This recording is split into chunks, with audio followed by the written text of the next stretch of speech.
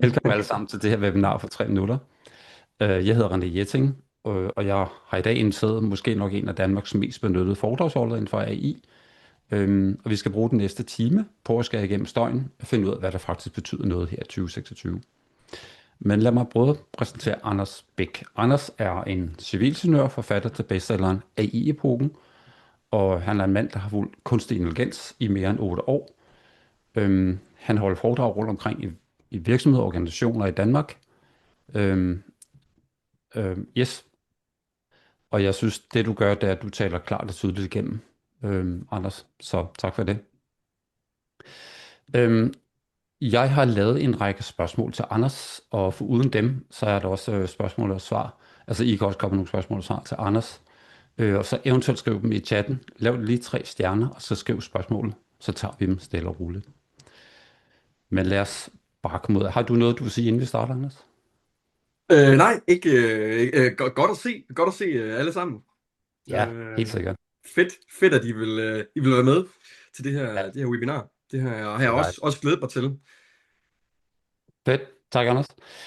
Jeg var lidt inde på, at du har skrevet bogen AI-epoken, som jeg varmt kan anbefale. Og så har jeg så et spørgsmål. Er vi så i begyndelsen af AI-epoken, eller er vi midt i den? Jamen, jeg vil sige, at vi er i begyndelsen. Det kan sige meget simpelt, og det mener jeg. Det mener de fleste. Og jeg tror egentlig ikke, det er egentlig ikke en smagsag. Det tror jeg, vi kan sige ret objektivt. Ja, det jeg plejer sådan at sammenligne med, hvis man sådan skal forstå, hvor vi er lige nu med kunstig intelligens, og det tror jeg også, man glemmer til dagligt. Men vi er i begyndelsen. Man kan sammenligne med der, hvor at internettet, det var tilbage i starten af 90'erne. Internet i starten af 90'erne, det var jo noget magtværk. Det var langsomt, og der var de her biplyde, man skulle bruge telefon. Jeg er jo ikke selv så gammel i 95, i starten af 90, jeg er født 92. Men man kan stadig sådan vagt huske, ja René, det kan du nok lidt bedre huske, end jeg kan, uden at Så komme unge til mand. uden at komme til dig på alderen. Men hvad hedder de? Men ja, så det var noget magtværk. Men på få år, der gik det jo fra noget magtværk til at være noget, som ingen af os kan leve bare en dag uden. Og det er jo præcis den samme udviklingskurve, vi ser nu her med kunstig intelligens. Altså både det her med, at på få år, det er jo ikke, jeg synes det er vildt, når vi tænker over det her med, det er jo ikke mere end 3 år siden, 3,5 år siden, ish, og det var jo november 22, at ChatGPT blev lanceret. Så på 3 år, der er det altså gjort, at de fleste, altså, jeg vil sige, den gennemsnitlige dansker på nuværende tidspunkt har jo nok, altså, har et eller andet forhold til ChatGPT, eller til hvad for en man nu bruger, at det vil være svært. Det vil være svært at leve uden den. Altså, den er så stor en hjælp i løbet af ens dagligdag, på alle punkter, i arbejdslivet og i det private osv. Og det vil formentlig kunne blive langt større herfra. En anden lille sjov ting i forhold til rent politisk, så det er jo ret relevant nu her op til folketingsvalget, men det er jo sjovt, fordi ChatGPT blev lanceret 2-3 uger, eller en måneds tid efter sidste folketingsvalg. Det var jo der var det oktober 22. Så det er altså bare en folketingsperiode, at det har forandret så meget. Op til det her folketingsvalg er det jo ikke rigtig noget, politikerne snakker om, for det er stadig sådan lidt, jamen, hvad kommer det egentlig til at gøre? Men jeg er ret sikker på, jeg tør godt gå plank ud og sige, at til næste folketingsvalg, altså i 2030, må man forvente, der vil AI, det vil være et af de absolut mest omtalte emner. Fordi til den tid, der, som vi også nok kommer ind på senere, men der vil det jo nok have transformeret meget, meget store dele af vores arbejdsmarked. Nu så jeg bare lige her, det er meget nyt her, for en halv time siden læste jeg en stor overskrift på diverse medier, Ekstrabladet og Børsen osv., at når de har lige været gået ud og sige, at de fyrer så op til 1500, de fyrer 1500 medarbejdere som følge af AI. Og den type meddelelser, eller pressemeddelelser, vil vi kun se flere af i de kommende måneder, desværre. Ja, det var egentlig et spørgsmål, jeg havde til senere, men lad os bare tage det nu, Anders, hvor du selv er inde på det. Fordi jeg synes også, jeg læser i medierne rundt omkring, at det, og så har du så også været meget på LinkedIn og sådan noget, det vil påvirke vores arbejdsmarked. Men hvor meget vil det reelt påvirke vores arbejdsmarked? Altså, mange af os kan sige, jeg har sgu ikke et job i morgen, fordi AI har overtaget det, eller der måske AI har lavet arbejder på nogle funktioner, så nu behøves vi ikke 10 i afdelingen, vi behøves kun 4. Altså, hvor meget tror du, hvor meget tror du, der er i det?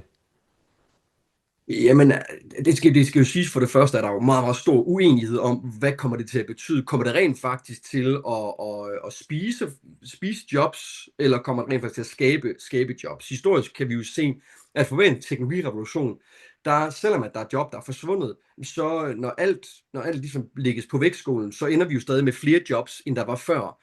Så rent historisk er det jo en god trend.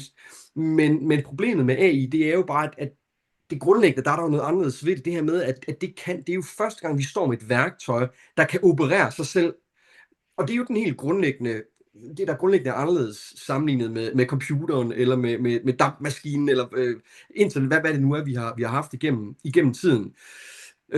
Og så min vurdering, det er, at desværre, at det vil få, at jeg ser for mig, at det vil spise flere jobs, end det bringer, end det kan producere. Og det der jo er lidt, det der jo også sådan er lidt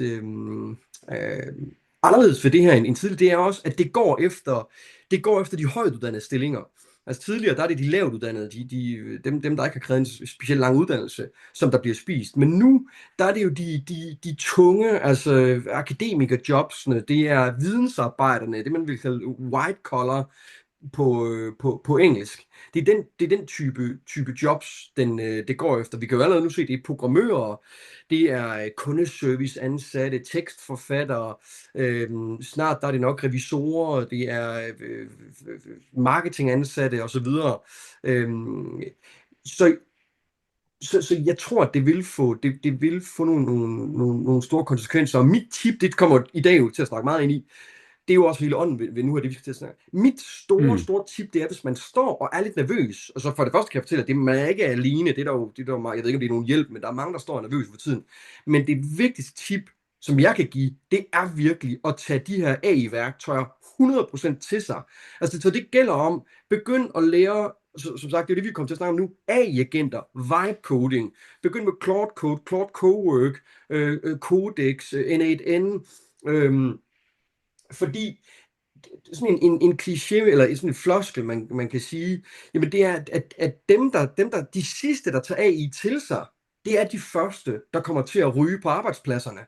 Så simpelt tror jeg rent faktisk, det kan stilles op i de kommende år. Så nu er det gået fra, før har man, når man har sagt, at du skal have et AI first mindset, så har det sådan været lidt på hype-niveau, eller sådan, det har lidt buzzwordy, det har lyttet godt at sige, men nu er der reelt ved at være noget om snakken. Man er nødt til at tænke AI proaktivt ind i sine arbejdsopgaver. Ja, det Morten her, han skriver også i chatten her, at han kender mange inden for marketingfaget, som med AI-afskedelser. Så tak for det, Morten. Det som undskyld, som med? Når Morten han skriver, at han kender mange inden for marketingfaget, som er ramt af AI-afskedelser. Vi har desværre nok kun set starten. Det nye sorte er nok derfor, at vi alle får mere eller mindre styr på AI, som du selv lige var inde på, Anders. Ja, altså det som man kan sige, vi vil kunne sidde med mange andre her, der vil sige mig ret kraftigt imod. Og jeg tror, så det er ikke fordi, der er ikke noget, der er sikkert nu her. Og det kan jo gå to veje herfra. Man skal se for sig, for at stille det op sort på hvidt, meget simpelt. Lad os nu tage fat i en programmør. Programmører, det er jo dem, der har stået i første række til det her, fordi de er jo blevet, altså mange programmører, der nu bruger AI, de sidder stort set ikke selv og programmerer mere. Altså deres rolle er transformeret til at blive arkitekter, eller hvad kan vi sige, manager for de her AI, der så laver det hårde benarbejde og sidder og programmerer. Så det betyder, at sat på spidsen, kan vi sige, at en programmør er nu blevet 10 gange mere produktiv. Igen, sat lidt på spidsen, men bare lige for at forstå det her. Så hvis en programmør bliver 10 gange mere produktiv, så kan selskabet gå to veje. Selskabet kan blive 10 gange mere ambitiøst, eller selskabet kan tænke, jamen hvis min programmør er 10 gange mere effektiv, så behøver jeg jo kun at have 10% så mange programmører. Og jeg tror desværre, at mange selskaber, de vil gå i den sidste nævnte pulje, men der vil også være selskaber, som der formår at udnytte det, og så er spørgsmålet jo, bliver den første, dem her, der bliver 10 gange mere ambitiøse, bliver det måske de selskaber, som der vinder? Altså, fordi de formår jo virkelig at bare skalere sindssygt meget mere op, end de kunne før. Så det er derfor, det her det er så svært, og det er også dumt måske at male fanden helt på væggen endnu, fordi det kan gå mange veje. Ja, men jeg har også måske et spørgsmål, der er relateret til arbejdsmarkedet, men mere sådan med hensyn til uddannelser. Det hele jeg skriver her. Som mor tænker jeg rigtig meget over, skolerne ikke rigtig anvender AI, eller lærerne, eller lærer eleverne om det. Og findes det job, vi uddanner nu til overhovedet, når mit barn for eksempel Ja, er færdiguddannet? Skal vi så ja. selv lære børnene om AI og gøre dem klar? Og aldersvaren naturligvis. Ja, altså jeg synes, den er enormt svær, den her med skolen, Mm, fordi jeg synes, der er forskel på skoler og gymnasier, og så i forhold til uddannelser. Fordi ude på uddannelserne, der er vi nødt til at altså virkelig, virkelig at lære at bruge AI. Og det er vi selvfølgelig også i folkeskolen. Men jeg mener bare stadigvæk, at i folkeskolen, der er vi nødt til også at holde fast i i at nogle gange, og hvad hedder det, at vi stadigvæk presser eleverne til at bruge deres egne kognitive muskler.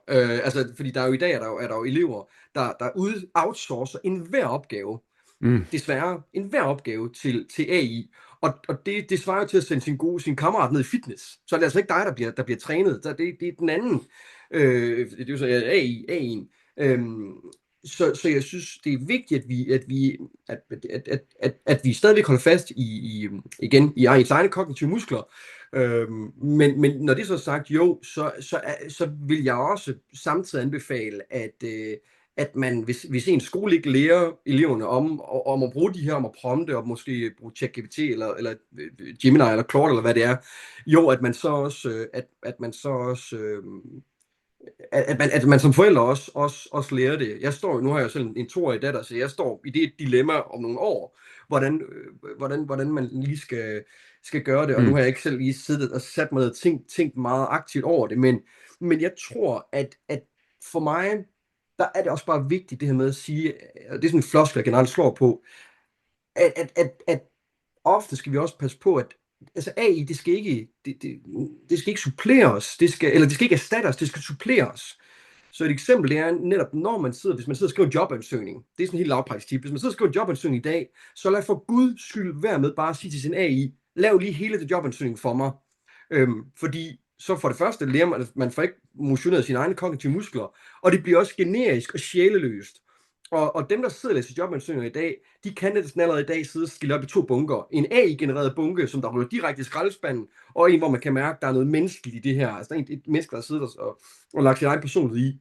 Så det vil jeg klart anbefale, at det bliver brugt supplerende, så man sidder og skriver hele jobansøgningen selv, eller i hvert fald første udkast, og så kan man så få en til at hjælpe sig, altså korrekturlæse, og hvordan kan jeg lige skrive det her afsnit lidt bedre eller sjovere, fordi så er det stadigvæk ens egen person, Mm. der bliver i det produkt, man får lavet. Nu snakker vi meget personmæssigt, men jeg synes, Mads har et meget godt spørgsmål her. Teknologien udvikler sig lynhurtigt. Du har været inde på, hvad den enkelte kan gøre, men hvad kan samfundet følge med? Er det samfundsmæssigt bæredygtigt? Kan man forestille sig, at man bliver nødt til at regulere teknologien for at bevare et funktionelt samfund? Det er jo et sindssygt godt spørgsmål, og jeg har ikke Ja. noget godt svar, er mit ærlige svar. Men det kan man sige, det er der jo ikke rigtig nogen, der har. Problemet er jo lidt det her med, at kunstig intelligens, det udvikler sig så hurtigt, så vores samfund er ikke rigtig bygget til en udvikling, der går så stærkt. Bare kigge på vores demokrati med hver 4 år, der valg og så videre. Det er jo, jeg ved ikke, hvordan man kunne gøre det bedre, om det skulle være kortere, men altså, det er jo et levn fra en tid til var det 1849, vi fik for grundlov og så videre sat sammen. Og dengang gik udviklingen jo bare i et meget, meget langsomt tempo. Det går jo sindssygt meget stærkere i dag. Men jo, for alligevel prøve at svare på spørgsmålet, altså jo, der må jo komme en eller anden form for regulering. Det prøver EU allerede at gøre, og det er jo tvækket svært, fordi hvis man regulerer for meget, så sker der jo det, der desværre lidt er sket for os, det er, at vi sænker farten, og så gør vi, at USA og Kina, som overhovedet ikke tænker på risiciene, men bare tænker på innovationshastigheden, så er det jo dem, der spurter fra os andre. man kan sige, en ting, det er sikkert, vi kan ikke stoppe den her teknologi, hvor end vi gerne vil. Det kan vi ikke. Altså, man kan ikke stoppe teknologiens udvikling. Det har vi set gennem historien. Den er som den her bølge, der bare kommer imod os. Man kan måske stoppe den med regulering i et par år, men ikke i et større perspektiv end det. Så vi er jo nødt til, om man skal få igen, hvis der kommer en eller anden form for massearbejdsløshed, om vi så snart skal til at begynde at kigge på en borgerløn, eller hvad det er, eller måske indføre en AI-skat, altså en skat til de selskaber, der måske bruger mest de her AI-systemer, eller ja, nu sidder jeg og lidt brainstormer, men jo, man må gå ud fra, at der må komme en eller anden form for regulering til at hjælpe os på rette veje. Ja, nu springer vi lidt til lidt andet, men måske nok noget, der stadig er inden for samme emne. Det er et spørgsmål fra Peter. Han siger, jeg sidder som forsikringsmægler for virksomheder og private. Grunden til, at vi tøver med at gøre AI til en fuldkommen del af vores arbejde, er i forhold til sikkerhed omkring personoplysninger. Er det sikkert at bruge AI til personfølsomme oplysninger? Ja. Ja, altså, man kan sige, der er jo forskellige politikker på alle arbejdspladser, men det man skal vide, det er, at hvis man har enterprise-versionerne af Claude eller af ChatGPT, jamen så har man jo sådan en databehandler-aftale med dem. Det vil sige, at ved OpenAI skal man aktivt gå ud og udfylde den ved Anthropic, altså Claude, der får man den automatisk.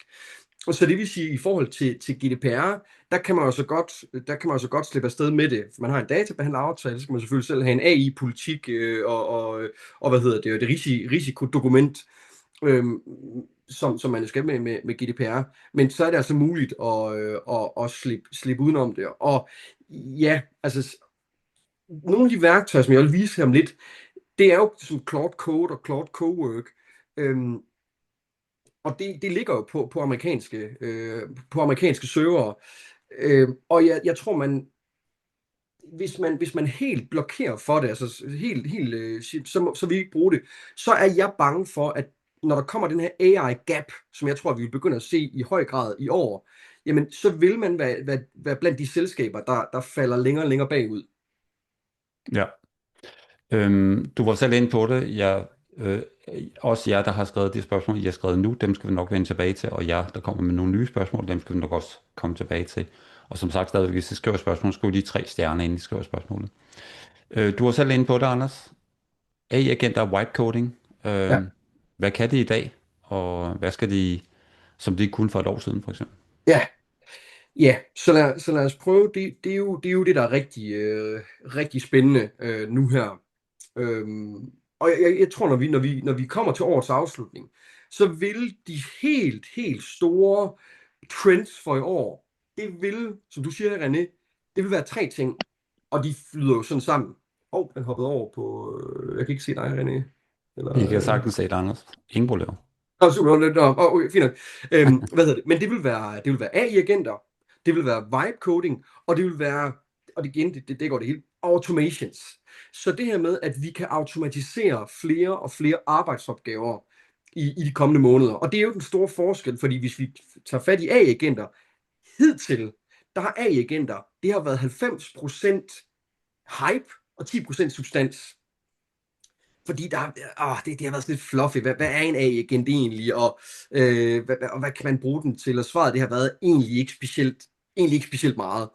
Men nu er vi kommet til et sted, hvor at de virkelig kan rykke og virkelig lave en helt enorm masse arbejde. Så lad mig blive helt konkret. Den AI-agent, som jeg vil helt klart anbefale for hurtigt at komme i gang, det er den, der hedder Claude Cowork. Altså Claude, og så COWORK.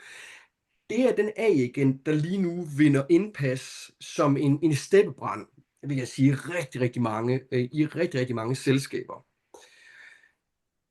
Det man skal forstå ved en AI-agent, altså en forskel fra en chatbot og en AI-agent, man kan sige, en chatbot, det er jo bare den giver et svar.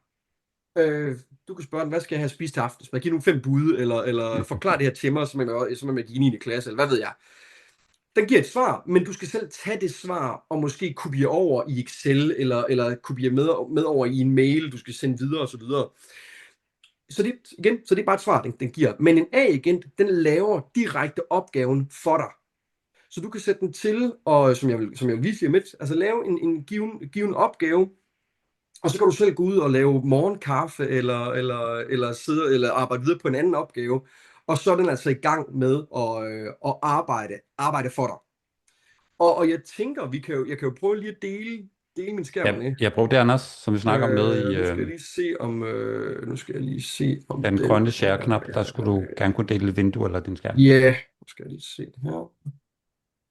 Om den her tillader at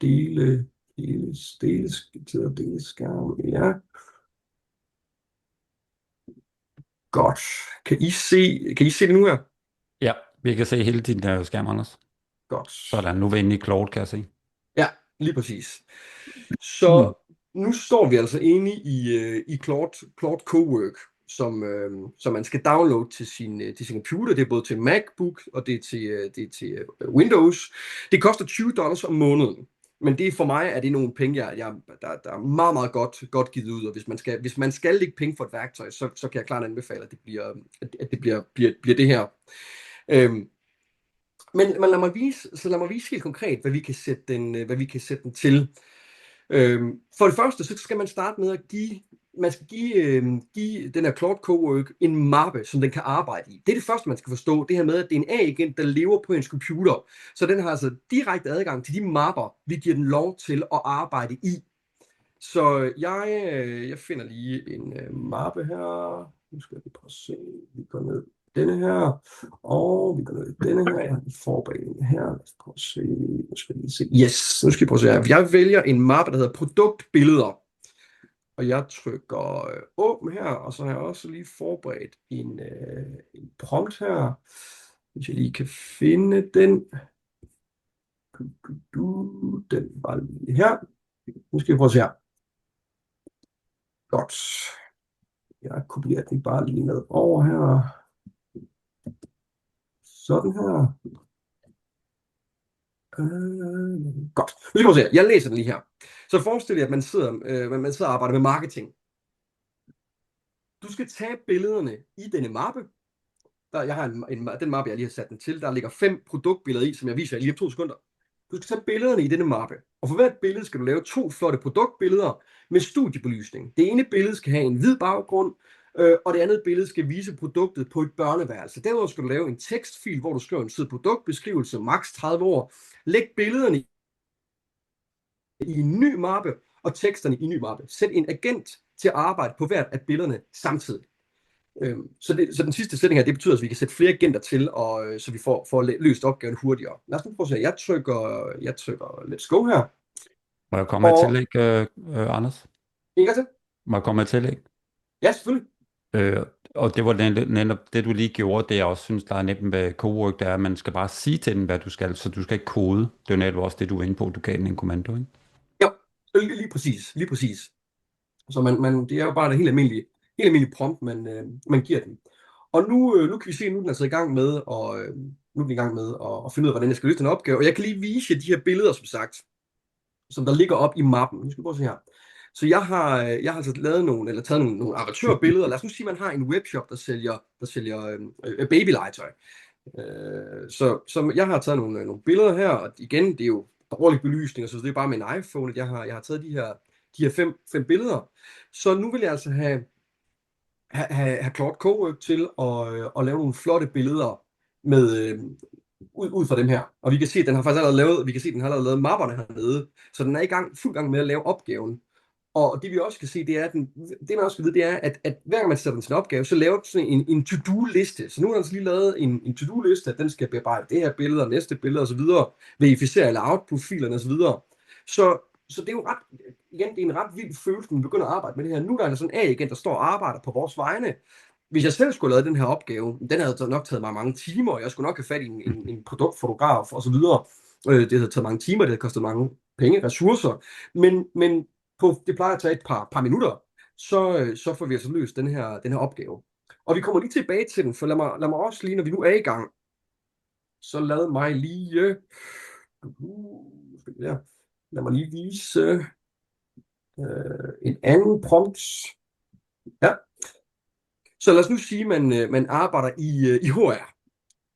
der kan vi, og jeg tror lige, jeg kopierer den bare lige over først her, fordi vi kan sætte, det skal man også vide, man kan sætte flere AI-agenter i gang, så nu er der altså en, der står og arbejder her, og vi kan allerede nu begynde at få en anden til at arbejde for os.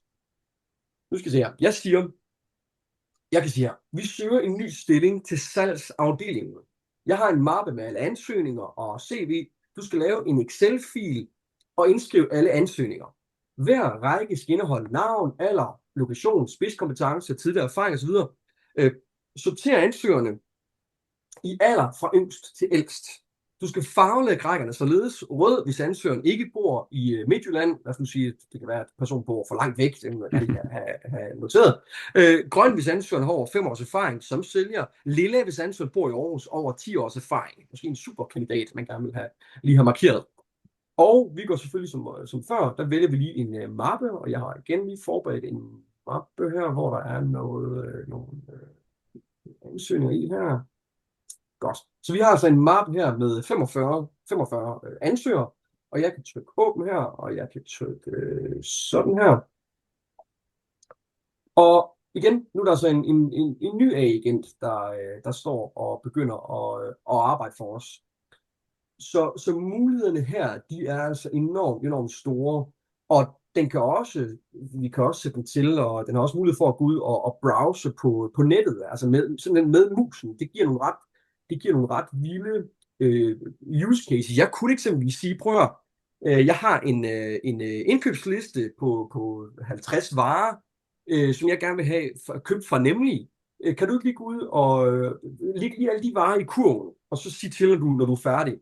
Og så kan man simpelthen gå ud, og den går selv ud og klikker af ved de varer, der skal i kurven. Man kan selv sidde, det er ret vildt, man kan selv sidde og følge med i den styringsbrowser. Så det kan den altså også gøre. Lad os lige prøve at se, hvor langt den første, den er kommet her. Er den allerede færdig her? Lad os prøve at se. Alt er færdigt. Det var ret hurtigt. Alle igen er færdige. Lad mig verificere det på plads. Godt, alt er færdigt. Her er en oversigt over, hvad der er lavet. Lad os prøve at se her. Godt. Så hvis I husker det, vi har de her fem billeder. Så vi har altså fået produkttekster her. Vi har fået nogle billeder her. Lad mig lige få større op igen. Så lad os prøve at se her. Det er altså lidt spændende at se, hvad den kommer frem til her. Men ja, det ser jo altså rimelig skarpt ud. Vi har et billede af bamsen her. Vi har et af dinosauren her. Ja, okay, den kunne måske godt lige arbejde lidt på. Vi har et af giraffen her. Vi har et af hunden her. Så igen et eksempel på en opgave, der altså lige ret hurtigt er blevet lavet af en A-agent. Og det skal lige tilføjes, hvis I selv skriver den her prompt her, den AI-model, og det kan jeg lige hurtigt gå ind på, den AI-model, jeg bruger til at få genereret billederne, det er ikke Claude, det er Googles Gemini-model, jeg får til at generere den. Og grunden til, at den ved, når jeg bare siger, lav et billede, så ved den præcis, hvad for en AI-model den skal bruge. Og det er fordi, jeg bruger noget, der hedder skills. Og det havde jeg ikke tænkt mig om. Det kan være, at jeg lige hurtigt berører det. Et skill, det gælder både i Claude Cowork, det gælder altid, når man bruger AI-agenter. Et skill, det fortæller en AI-agent, hvordan den skal udføre en opgave. Så jeg har simpelthen lavet et skill, vi kan faktisk se det hernede, der hedder Anders Nanobanana. I det skill, der står der, at hver gang jeg beder for Cowork om at lave et billede, så skal den gå ud og bruge Googles Gemini Nanobanana AI-model til at generere det her billede her. Så hver gang man har en eller anden opgave, som der skal laves på en eller anden måde, så giver det altså en god mening at lave et skill til den.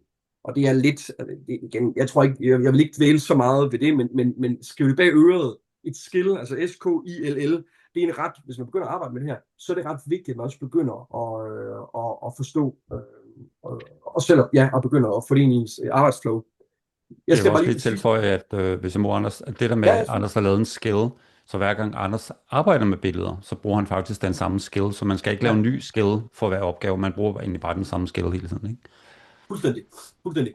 Så man kan sige, hvis folk kender custom GPT'er, det er jo også noget, en custom GPT bruger man også, hvis man har en opgave, der går igen ofte, så kan man gå ind i en custom GPT.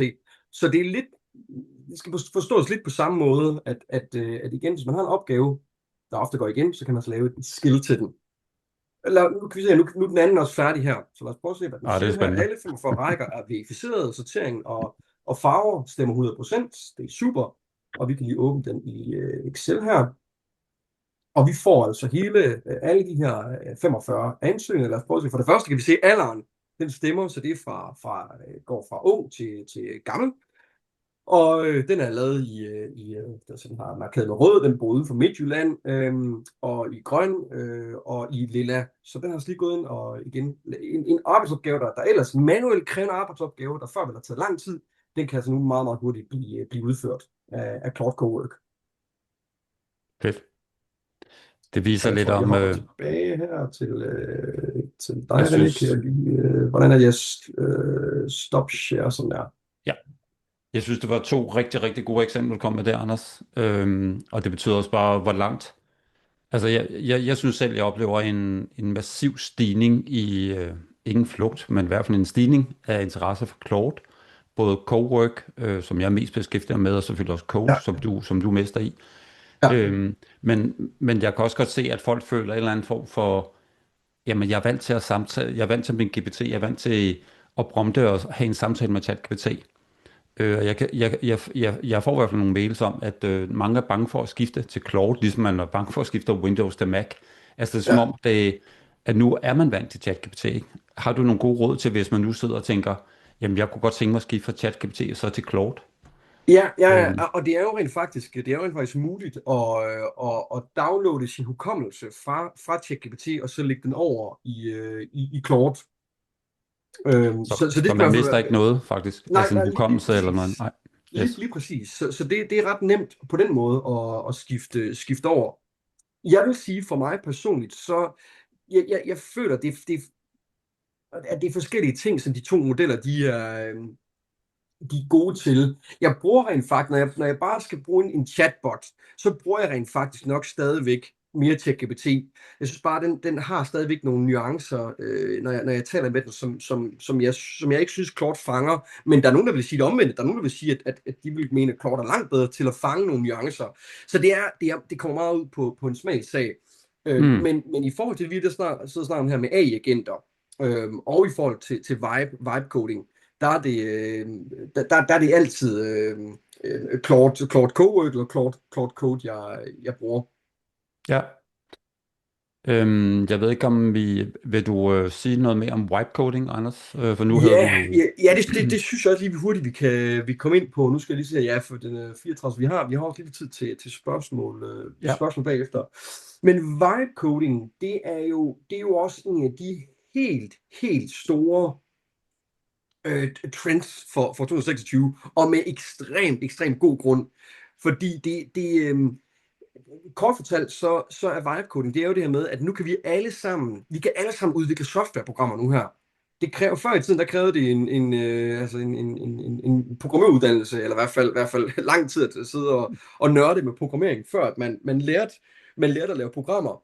Men vibe coding betyder jo, at nu har vi altså en AI-agent, som vi bare kan sige, lav lige det her program for mig, og bum, så har vi altså et program, som kan lave alverdens ting. Og jeg vil gerne lige, nu kan det godt være, at jeg var for hurtigt til at stoppe delingen af skærm, for jeg tænker egentlig, at det giver mening bare lige at vise igen her et par eksempler. Meget gerne, Anders. Meget gerne. Så kan vi tage spørgsmål og svar bagefter. Ja, så jeg deler bare lige den her igen, og nu skal vi prøve at se, at det er nok nemmest, hvis jeg tager udgangspunkt i min præsentation her. Nu skal I se her. Først og fremmest, så lad mig lige gennemgå de vigtigste værktøjer. Og jeg tror lige, jeg starter bare lige her, for en god ordens skyld. Så der er en række værktøjer, jeg vil anbefale. Lovable, det er sådan hvis man hurtigt vil i gang, og i dag, altså lige efter man har set den her talk, så kan man altså gå ind på Lovable og komme i gang hurtigt. Så er der Claude Cowork, som vi lige har snakket om. Den er også fin til at bruge til det her. Google AI Studio, den er også relativt nem at komme i gang med. Og så er der Codex og Claude Code. Hvis man vil til ikke-kode bare hurtigt i gang, så er det de 3 første. Der skulle faktisk have været en pil ind til Google AI Studio også. Men det er sådan de tre der er relativt nemme at komme i gang med. Hvis man er lidt mere teknisk, så vil jeg dog anbefale, at man kigger på Codex eller Claude Code. Og Claude Code, man skal ikke lade sig snyde af navnet. Det er egentlig et dumt navn, de har valgt, fordi man behøver overhovedet ikke at være programmør for at forstå Claude Code. Det kræver lidt mere teknisk snilde, men når det så er sagt, så er det den Claude Code, det er den, som rigtig, rigtig mange de bruger i dag. Og med god grund, for den er bare sindssygt god at bruge, og har en god forståelse af det man vil opnå. Og det skal siges, hvis man har købt Claude Code $20 til den, så kan man altså også bruge Claude Code. Så den pakke får man altså meget, meget med. Hvad kan man så, jeg tror det første folk tænker, det er jo fint det her, altså det lyder fint, men hvad fanden hvad kan jeg bygge? Og svaret det er, at man kan bygge enormt meget. Altså det er næsten fantasien, der sætter grænser. Lad mig lige prøve at give nogle hurtige eksempler her. Helt konkret, hvis man, lad os forestille nu, man sidder med nogle pdf'er, ofte, hvor man simpelthen, jamen, dem vil man gerne have lagt sammen til en pdf, så kan man jo bare vibecode til en pdf merger app, hvor man kan uploade nogle pdf'er og lægge dem sammen for en pdf. Det kan også være, hvis man ofte sidder med måske 50 pdf'er, man skal lade om til Word-dokumenter eller billedfiler, så kan man bare vibecode til en app, der kan lave de her pdf-filer om til billedfiler, eller hvad det nu skulle være. Man kan lave en mødetranskriptions-app. Altså jeg har lavet en app, der tager imod sådan en lydfil fra et møde, og så kan den transkribere den her mødefil, og den kan også lave skræddersyede notater eller opsummeringer ud til de forskellige afdelinger. Så hvis der bliver snakket i en afdeling, eller til det her møde, der bliver snakket om noget, der er relevant for sælgerafdelingen, så skræddersyr den det til det. Hvis der er noget for programmering, udviklerafdelingen, så skræddersyr den til det. Og det er bare ud fra en enkelt prompt. Man kan lave en opskriftsgenerator hjemmeside. Hvis man uploader et billede fra sit køleskab, kan den lave en mini-Photoshop. Det er ret smart, det her. Jeg har fået lavet jeg gik før i tiden og betalte 200 kroner for Photoshop, men jeg har egentlig bare vibecodet mig til en simpel webapp, så den har de 5-6 funktioner, jeg har behov for, og så er det egentlig løst. En lead-genererings-app, jeg har et eksempel, jeg også vil vise jer det, en nyhedsapp. Lad mig lige vise jer, som sagt, 2 helt konkrete eksempler på det her. Ikke denne her, heller ikke den, denne her. Nu skal I prøve at se her. Så og det kan man sige Claude Cowork, eller i Lovable, eller i Claude Code, hvad det nu skulle være. Jeg har sagt, lav et økonomi-dashboard som webapp.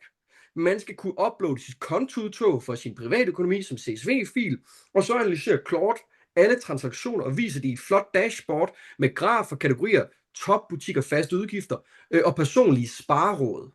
Nu skal vi prøve at se her. Lad os prøve lige at gå ind på den. Så jeg siger, den ligger online her. Jeg siger åben fil her. Så jeg har økonomi dashboard her, og vi skal så have valgt en fil, og det går jeg lige ud og finder her. Nu skal jeg prøve at se. Jeg har nemlig lige forberedt det. Det er bare et demo kontoudtog. Så jeg har her, lad os sige det fra det sidste år igen, det er jo bare et opdigtet kontoudtog her, men vi kan trække det over i den her app her, og den begynder at analysere vores transaktioner. Og bum, så har vi altså nu fået, det er jo genialt til ens privatøkonomi det her, at jeg har lige fået et klart overblik. Jeg kan se her, jamen okay, fint. Der har været så meget stor indkomst og udgifterne, balancen. Jeg kan se, hvad har indkomst været, udgifter per måned. Jeg kan også sige kategori per måned. Jeg kan også sige, at det kan kun være fra august eller januar. Og jeg kan se, hvad er topbutikkerne, hvad er fast udgifter. Og jeg har så som også fået 3 spareråd fra A. Du bruger cirka 1.500 kroner om måned på streaming og abonnementer. Overvej, du bruger alle tjenester aktivt. Netflix, Disney+, Viaplay. Det var jo et godt råd. Det kunne faktisk godt være, at jeg skulle lige gå ind og overveje det. Så det er et eksempel. Lad mig prøve at vise jer et andet eksempel nu her, når vi er i gang. Og jeg holder også bare lige øje med tiden. Så jeg tænker, vi tager lige det sidste eksempel her. Nu skal jeg lige se her. Jeg vil nemlig gerne lige vise jer. Den er faktisk også lidt sjov, den her. Nu skal vi prøve at se her. Jeg husker, jeg så den. Du havde den på LinkedIn, Anders. Ja, lige præcis. Og så jeg har sagt, jeg kan lige vise prompten her. Jeg har sagt, lav et bobbleshooter-spil i en webcam, eller webapp styret med webcam og håndbevægelser. Personen på webcam viser i baggrunden, man kniber på fingrene sammen på bolden, trækker tilbage som en slangebøsse og slipper for at skyde mod de andre bolde i toppen af skærmen. Lad os prøve at se, hvordan det er blevet her. Så jeg skal starte spil.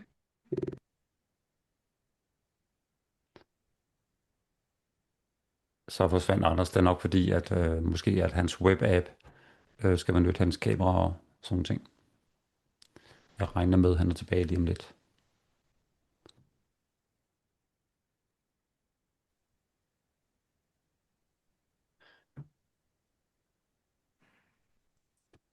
Okay.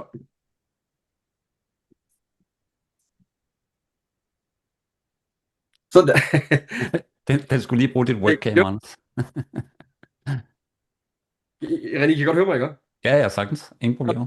Ja, det var selvfølgelig fordi, den hoppede over på, Ja, den ja, hoppede det tænker jeg nok. hvad hedder det, på andet webcam. Nå, men jeg tror, I forstår. Jeg vil ikke vise den, fordi så bruger jeg for meget tid nu, hvis vi lige skal tage nogle spørgsmål. Men bare forklare en, og det kan godt være, at jeg ikke har skrevet den. Jo, det jeg også synes, der er enormt smart, og det vil jeg faktisk gerne lige vise jer nu, når jeg lige har den her. Mm. Det er smart. Det, jeg har lavet en mødenotats-app. Så det vil sige, hvis jeg har haft et kundemøde, og jeg ikke sidder ved min computer, det kan være, at jeg er ude hos dem et sted, jamen, så kan jeg egentlig bare, så har jeg lavet en app, nu skal jeg prøve at se her, så har jeg lavet en app, hvor jeg egentlig bare kan indtale. Den er lidt dusjet, Anders. Jeg tror måske, fordi du har din baggrund lidt... så din skærm er lidt dusjet. Vi kan godt se skærmen, den er lidt... Nå, men I kan godt, jeg har telefonen heroppe. Ja, ja, godt af den. Ja, yes. Men det er bare for at sige, så har jeg lavet en app, hvor jeg kan fortælle, at jeg har haft det her møde, og så kan den automatisk skrive det ind i mit CRM-system, eller i mit Google Spreadsheet. Jeg kan lige prøve hurtigt at vise det, så jeg har sagt, at lave en webapp, jeg kan åbne på min telefon og optage møder. Jeg trykker behandle. Er det faktisk en forkert prompt, jeg har skrevet her. Det er ligegyldigt. Nu skal jeg lige prøve at se her. Det er ligegyldigt. Jeg tror, I forstår ideen her. I kan godt se spreadsheetet her, ikke? Jo, kan vi godt. Godt. Nu skal jeg prøve at se her. Så der står dato, der står firma, foredragsdato, emner, kontaktpersoner osv. Nu skal jeg prøve at se her. Så jeg kan sige her. Jeg kan åbne den her. Og så skal jeg sige, jeg skal holde et møde, eller jeg skal holde et foredrag for Lego. Det skal jeg den 1. oktober 2028.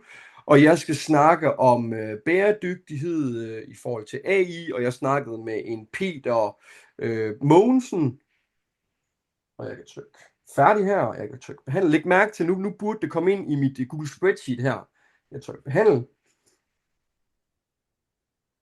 Bum. Jeg ved, I kan nok ikke se skærmen, men den er ved at analysere det her. Læg mærke til spreadsheetet nu her. Bum. Så er det kommet op. Det var den 1. oktober 2028.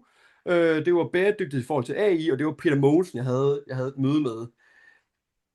Så det er altså havde jeg skulle få en programmør til, og jeg stopper lige skærmen her, havde jeg fået en programmør til at skulle udvikle det her for mig, jamen, det havde jo taget flere, og sikkert have en startpris for, det er jo ikke en overdrivelse at sige, lad os sige 20, 30, 40.000 kroner.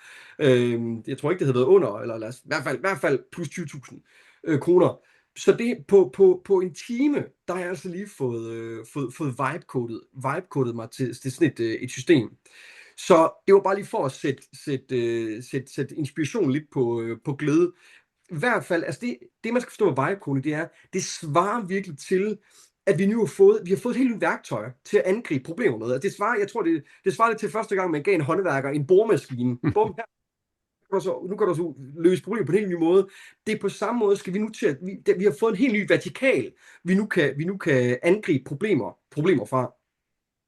Jeg giver det helt ret. Jeg plejer at sige til kunder, jeg underviser, at det er ligesom at få et sæt Lego-klodser, og du kan faktisk sætte det sammen, som du har lyst til at sætte sammen, ikke? Ja, fuldstændig. Jeg har faktisk haft 3 eller 4 kunder, der faktisk har lavet deres egen møde-app, som du også lige har lavet der. Nemlig med whitecoding. Fordi der var ikke nogen løsning derude, de rigtig kunne bruge, ikke? Så... Nej, lige præcis. Jamen super. Jeg kan se, der er et par spørgsmål her. Anders, skal vi ikke gå løs for dem? Jo. Jo. Sia, hun skal jo høre, at jeg arbejder i Q&A. Hvordan ser du software-testernes fremtid, når mere og mere code bliver genereret af AI? Jeg tænker et eller andet sted, så er det jo også netop behov for den manuelle test og kvalitetssikring. Helt klart. Helt klart.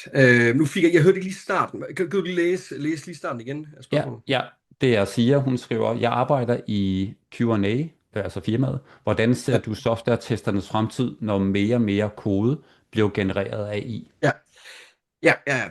Og jo, det tror jeg, det bliver jo vigtigere og vigtigere herfra, fordi man snakker om det her med, at der kommer når man bruger de AI-modeller, så kommer der en teknisk gæld, mener jeg, man kalder det. Altså at hvis man ikke tester det igennem, så står man lige pludselig med et kæmpe monstrum af et system, som man mere eller mindre ikke forstår, hvordan hænger det her sammen på kryds og tværs. Så jeg tror, at i forhold til softwareudvikling, de tests, der bliver altså, og teste ens systemer og kvalitetssikre, det bliver jo langt vigtigere herfra. Altså, og det er jo nok også det, som mange nyuddannede programmører, det er jo sådan lidt problemet det her med, at AI, det går ind og tager deres job, fordi det at skrive, altså det herfra, og det vil komme til at gælde for de fleste programmører, men herfra at selv at sidde og skrive kode, det vil for stort set alle programmører om få år sidde og føles håbløst gammeldags. Og der kunne man godt, at der så netop er flere og flere, der vil stå for kvalitetssikring. Jeg tror, det er der rigtig mange, de rykker over i stedet. Det bliver jo enormt vigtigt herfra. Ja, super. Peter han spørger, er AI nærmere et nulsumsspil? Det er jo den største købekraft, du fjerner ved fyringer og white collar. På et eller andet tidspunkt taber økonomien momentum. Hvis jeg forstår det rigtigt, så tror jeg ikke, at jeg tror ikke, det er den bekymring, man skal have. Altså tværtimod kan vi jo se gennem historien, at for hver gang, at der er kommet de her teknologirevolutioner, og vi er blevet mere produktive, det har jo givet et kæmpe stort boost i vores økonomi og velstandsniveau. Og det er jo det, som rigtig mange, mig selv også, men det som mange forskere og eksperter osv., de mener lige nu, at når hvis vi går hen imod en fremtid, hvor et AI, det vil kunne automatisere, jamen, det vil jo komme tættere på 100% for næsten enhver arbejdsopgave. Og det vil jo betyde, at AI, det bliver en arbejdskraftsgenerator af, jamen, næsten af uendelig arbejdskraft. Så det kræver kun, eller kun, det er jo så også meget, men den mængde strøm, som det kræver at køre dem. Men det er jo klart, det er jo noget billigere end at have et menneske til at arbejde.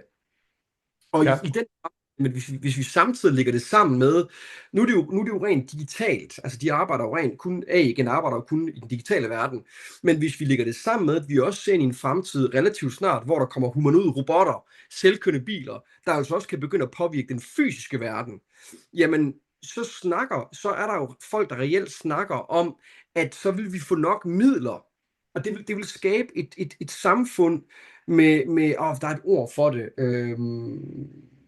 jeg kan ikke helt huske, hvad ordet det er, men i hvert fald, hvor vi vil få så mange midler, at vi vil kunne betale alle os, hvis man ser ind i fremtiden med arbejdsløshed, men i hvert fald kunne betale os alle sammen en borgerløn, altså, og det vil ikke være en lav borgerløn, det vil være det,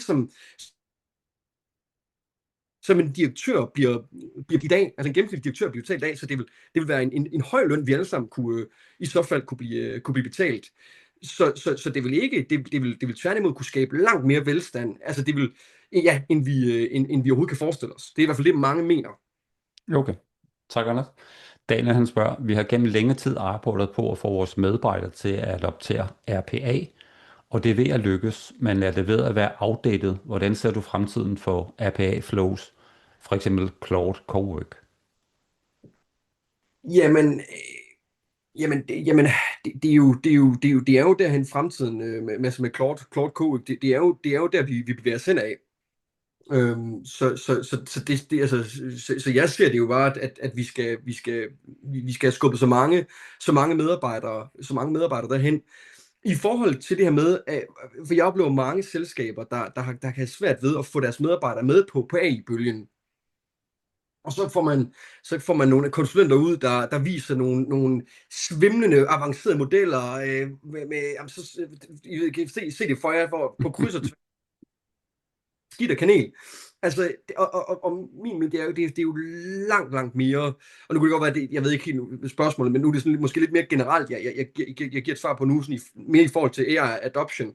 Men mit helt klare svar, jamen det er slet ikke så svært. Altså hvis man det gælder om at give medarbejderne en aha-oplevelse. Altså hvis en medarbejder skal blot se et eksempel på en arbejdsopgave, sådan en tidskrævende rugbrødsopgave, som AI kan gå ind og løse, eller i hvert fald stå, lad os sige, fikse måske 60, 70, 80%, jamen så kigger de altså aldrig tilbage igen. Så har de ikke lyst til at gå tilbage. Øhm, men det sker også kun, hvis man vælger de rigtige modeller. Og desværre, så er der jo Microsoft Copilot i dag, det er sådan en AI, hvor og det kan være, at de ændrer det, men rigtig mange, mig selv inklusiv, er ikke specielt glade for Copilot, fordi det er på mange punkter, der er det en så stor nedgradering, sammenlignet med ChatGPT eller Claude Cowork. Så min anbefaling, det er helt klart at bruge et af de, altså enten at bruge Claude eller ChatGPT, en kvalitetsforbedring. Og det skal også siges, sådan i forhold til et EU-perspektiv, i forhold til, så er der jo nogen, der vil sige, at har vi slet ikke nogen europæiske modeller? Og svaret, det er nej. Det er helt, i hvert fald efter min mening. Der er jo den, der hedder Mistral.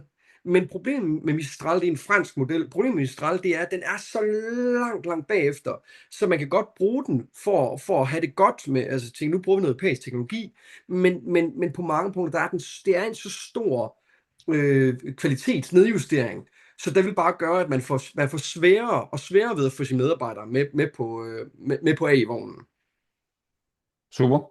Jeg kan se, der er 11-12 spørgsmål nu, Anders. Christine, hun spørger, vi overvejer at implementere en chatbot, men giver det overhovedet mening i forhold til udviklingen? Det vil sige, er der AI-løsning på vej, som kan løse den samme opgave? Ja, jeg vil generelt passe meget på mig selv at udvikle. Altså man kan selvfølgelig, hvis man bygger oven på noget, på noget eksisterende, det er selvfølgelig altid bedre, men generelt er det altid farligt at begynde at udvikle for meget selv. Fordi det har vi jo allerede nu set, altså ChatGPT eller Claude, de kan komme med en opdatering, sådan her. Det er blevet væk under det, man har siddet og brugt de 2 år på at udvikle. Så jeg vil helt klart, den kæmpe anbefaling, det er at bruge eksisterende systemer, helt klart. Ja, super. Lene, hun spørger, hvad er forskellen på Cowork og en agent, der designes med for eksempel N8N? Jamen, jeg har faktisk ikke vildt meget erfaring med N8N. Men jeg tror, du kan sammenligne den med Make, Anders. N8N. Men jeg tror, det er, hvad hedder det, altså generelt, det er fordi, man kan også lave AI-agenter i de her automation-programmer. Og lige det har jeg ikke så meget erfaring med, men generelt, så kan man jo sige, N8N og Make, de er jo mere rigide. Altså der beskriver du en helt konkret proces. Altså hvis der bliver lagt en ny fil i Dropbox, så skal du tage den fil og det her med den, og trække de her data ud og sætte ind i et Google Spreadsheet og så videre. Så i Make og N8N, jamen ja, der er sådan en helt slavisk workflow, man skal igennem. Og det er sådan set fint nok, men styrken ved en AI-agent som Claude Cowork, det er jo, som vi lige har set, det er, at der beskriver du det bare i ord, helt simpelt. Hvad skal der laves? Men jeg tror dog, det som der bliver spurgt ind til, og det er det, jeg siger, jeg ikke har så meget erfaring med, det er, at N8N eller N8N og Make, der kan man begynde at lave regulære AI-agenter. Og der må jeg være så lige den del har jeg ikke så stor erfaring med, men jeg vil forestille mig, at det stadigvæk fungerer langt bedre at gøre direkte i, altså simpelthen bare bruge Claude Cowork. Ja. Tak, Anders. René, han spørger her, skal man bruge Opus, når man benytter Cowork, eller vil den kunne arbejde hurtigere, hvis man bruger Sonnet? Og det er jo de 2 forskellige modeller inde i Claude. Lige præcis. Så der er Opus og Sonnet og Haiku, mener jeg, den Haiku, helt ja. billighed, ja. Jamen det er faktisk, jeg bruger faktisk kun den, jeg har ikke så god erfaring, for jeg bruger faktisk kun den dyreste. Nu har jeg slukket skærmen, men så I kan se det, eller jeg kan lige se, hvad den hedder. Så det vil sige, så inde i det, jeg bruger, det er Opus 4,6. Og jeg har faktisk ikke, så den bruger jeg egentlig altid. Ja. Man kan sikkert sagtens, jeg tror også sagtens, man kan komme langt med Sonnet, og den også er hurtigere. Jeg har bare selv stødt ind i for mange nogle gange nogle forståelsesproblemer med den, så jeg har bare per definition altid på den bedste. Super. Gitte, hun spørger her, hvor stramme krav til datakvalitet er til en øvelse som den med ansøgerne? Folk bruger jo forskellige formater, design i deres ansøgninger og CV. Med andre ord, skal man bruge tid på oprydning, før prompten køres? Jeg skal lige igen. Ja, det var det, det var den, undskyld, det var den øvelse, du lavede med ansøgningerne. Ja, Gitte, hun spørger her, folk bruger jo forskellige formater og sådan nogle ting i deres ansøgning og CV. Skal man bruge tid på oprydning, før prompten køres? det er styrken ved den. Det er det med det, der er så sindssygt smart, at selvom du har fået 100 forskellige formater, nogle har måske sendt i PDF, nogle har sendt i Word, nogle har sendt det på tværs af flere forskellige filer, så længe det ligger i samme mappe, så vil den som regel, det står sig altid, vil den være klog nok til og selv at finde den information, den skal bruge for hver en ansøgning. Ja, super. Jonas, så Det er jo spørger jeg også... Undskyld, vil du sige noget andet? Jeg vil bare spørge med at sige, så det er jo styrken generelt ved de her A-agenter, det er, at de er kloge nok til nu selv at gå ud og netop, så man ikke skal sidde og altså, hvad hedder det, og rydde op i det her data her. Det er den kloge nok til at forstå selv. Ja. Og Jonas spørger, hvor stor er succesraten i opgaverne på agenterne, og de skills, de har, for eksempel i eksempel med HR-opgaven, kan den fejlsortere for eksempel i spidskompetencerne? Altså, jeg har ikke oplevet de opgaver, jeg sætter den til, det er jo alverdens forskellige ting. Jeg har ikke oplevet en eller anden fejl. Så for mig personligt, der er hitraten jo altså egentlig 100%. Altså hitraten er meget, meget stor af, hvad jeg har oplevet. Og det er jo også der, hvor de virkelig har rykket, fordi hvis man gik et år tilbage, hvis de skulle analysere i Excel-filer eller forskellige filer, så kunne de finde på at hallucinere. Men Claude Cowork, den er i hvert fald den er ekstremt god til at reducere de her fejl. Ja, super. Helle, hun spørger her, er der nogle ting, jeg skal overveje, før jeg giver agenter adgang til min PC? Altså bruger du en sikkert sandbox eller noget lignende? Altså, Claude Cowork kører jo i en slags sandbox. Så det her med, at man giver den en mappe, så den vil ikke kunne gå ud, medmindre man giver den lov til det. Vil den ikke kunne gå ud over den mappe. Så det er ikke så med Claude Cowork er det ikke noget, jeg er specielt, jeg vil, eller som jeg personligt selv er specielt bange for. Det er jo noget helt andet. Og jeg har jo stort set kun snakket nu om Claude Cowork nu her. Der er jo også den her OpenClaw model, eller AI-agent, som jo også har været omtalt. Og I kan godt høre mig nu, ikke? Jo, sagtens. Jo. Ja, super. Og OpenClaw, den vil jeg har ikke selv installeret den, men den vil jeg være langt mere påpasselig med, for den har jo meget mere frie tøjler i forhold til, hvad den laver. Men det her med, Claude Code, den får en mappe, så det er ikke noget, jeg vil være, jeg i hvert fald selv er bekymret for. Okay. Jeg tager lige et par spørgsmål mere. Jeg kan se, at der dukker flere spørgsmål op. Daniel, han spørger, ifølge mig er hallucinationer stadigvæk AI's største problem. Det er noget, der ifølge mig ikke er løst grundlæggende. Det var det samme problem, som man så, da ChatGPT gik live i sidste 2020-2021. Som udvikler bruger jeg det hver dag, hvis jeg ikke er inde i loopet og kigger på outputtet, fejler den altså lidt. De simple apps går noget bedre, men sådan er det i virkeligheden bare ikke. Nej, og det er jo rigtigt, det er jo stadig noget, man skal være påpasselig med. Altså, når vi kigger på både på statistikker og så videre, så er det jo et problem, som der bliver mindre og mindre. De bliver bedre og bedre til at reducere de her hallucinationer. Hvis jeg lige skal give nogle helt konkrete tips, det jeg selv gør, og det er også, når jeg bare bruger en chatbot. For det første må man aldrig stille ledende spørgsmål. Så man må aldrig nogensinde sige, kom med en eller anden, hvor der ligger en præmis gemt. Altså, et eksempel, jeg nogle gange bruger, det er, hvorfor tabte, hvis man spørger, hvorfor tabte Mette Frederiksen det seneste folketingsvalg? Så vil den ofte bare hoppe med på den præmis. Nå, men hun tabte, fordi der var noget med minkkrisen osv. Der skal man i stedet spørge, hvem tabte det seneste folketingsvalg? Og uden problemer vil den komme med svaret. Og det lyder banalt, men bare det lille tip, det vil ofte hjælpe rigtig, rigtig meget. Så er det også en god idé, og det gør jeg næsten altid bruge, når man bruger ChatGPT, eller apropos det med Claude, så bruge den bedste model, altså ofte den, der hedder, i ChatGPT, der hedder den the thinking, altså den tænkende model, det er dens resoneringsmodel, så der tænker den rent faktisk mere over svaret, før den kommer med det. Det kan man godt vælge i modelvælgeren, hvis man har købt ChatGPT. Så det er sådan bare to helt lavpraktiske. Og hvis man ikke har hvis man ikke har betalt for det, så kan jeg anbefale, det gør jeg også egentlig, selvom jeg har sagt, men sige, tænk mere grundigt, før du svarer. Og tænk mere grundigt, eller gå ud og søg på kilder, før du kommer med et svar. Bare det, at man prompter den til det gør en faktisk, at den lige tænker lidt mere over det, og får flere computerkræfter til at besvare det. Super. Jamen, jeg tror, vi stopper her, Anders. Vi nåede tiden kl. 11.01. Er der noget, du vil sige afslutningsvis? Nej, jeg synes egentlig, vi kom rigtig godt omkring. Altså, så det er jo bare det, også det vi har snakket om det her med, at det er jo bare, det er bare vigtigt, og altså med AI-agenter og med vibe coding begynde, og nu bliver lige citeret lige her. Ja, det er fedt. Super Det er fedt, ved med at at komme med dem. Ej, men i jamen, hvert fald, det er vigtigt både fra et selskabsniveau, men jo i høj grad også fra et medarbejderniveau. Fordi en arbejdsgiver vil virkelig, det lyder jo koldt og kynisk at se på den måde, men en arbejdsgiver har begyndt at filtrere sine medarbejdere op i, hvem har taget de her værktøjer til sig, og hvem holder de igen.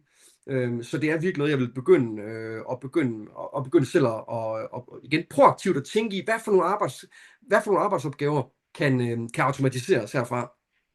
ja, super. Jamen, Anders, jeg vil også bare lige sige, som alle de her klappende hænder, der kommer op, og bullseyes og sådan nogle ting.